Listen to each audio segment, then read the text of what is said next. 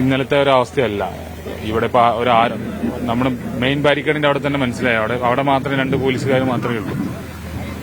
അറിയില്ല, ഗതാഗതം പോലും ഒരു സാധാരണഗതിയിലായ പോലെ ഒരു ഫീല് വരുന്നുണ്ട്. പക്ഷെ അവര് ഗതാഗതം പുനഃസ്ഥാപിക്കുന്നില്ല എന്നാണ് അറിയാൻ പറ്റിയത്. പക്ഷെ രാത്രി ഒരാഴ്ചയായിട്ട് പുനഃസ്ഥാപിച്ചിട്ടുണ്ട്. രാത്രി വണ്ടി ഓടുന്നുണ്ടായിരുന്നു. ഇവർ രണ്ടാമതൊരു ഓപ്ഷൻ എന്ന് പറയുന്നത് തൃശ്ശൂരിൽ നിന്നുള്ള യന്ത്രം ഇവിടെ കൊണ്ടുവന്ന് അത് ഇവിടെ പുഴയിലിറക്കി പരിശോധിക്കും. പക്ഷെ അത് ഇത്ര കുത്തിയൊഴുക്കിൽ അത് സാധ്യമല്ല എന്നുള്ള രീതിയിൽ ഓപ്പറേറ്റർമാർ അങ്ങനെ ആശങ്ക പങ്കുവെക്കുന്നുണ്ട്. അപ്പോൾ അത് കഴിഞ്ഞാൽ പിന്നീട് ഈ കലക്കം മാറുമ്പോൾ ആഴ്ചകളോ എടുക്കും. അപ്പോൾ വീണ്ടും അനിശ്ചിതകാലത്തിലേക്ക് നീണ്ടുപോകുന്നു എന്നുള്ളത് നമുക്ക് മനസ്സിലാക്കാൻ കഴിയുന്നത്. അതെ, അങ്ങനെയാണ് അനിശ്ചിതാവസ്ഥയിലേക്ക് പോകുന്നതന്നെയാണ് മനസ്സിലാക്കുന്നത്. പക്ഷെ അവര് ഓപ്പറേറ്റർ എന്തായാലും വരുന്നുണ്ടല്ലോ, അവരൊന്ന് വിലയിരുത്തട്ടെ. അതിപ്പം അതിനുശേഷമായിരിക്കും നമുക്ക് അതിനെക്കുറിച്ച് കൂടുതൽ പ്രതികരിക്കുന്നത്. ഈ ഓപ്പറേറ്റർ വരുന്നതാണ് ഏക ഒരു പ്രതീക്ഷ നമ്മളെ സംബന്ധിച്ചുള്ളത്. അതെ, നമുക്ക് അതാണ് ഇപ്പോൾ നിലവിലുള്ള ഒരു പ്രതീക്ഷ എന്ന് പറയുന്നത് അത് തന്നെയാണ്.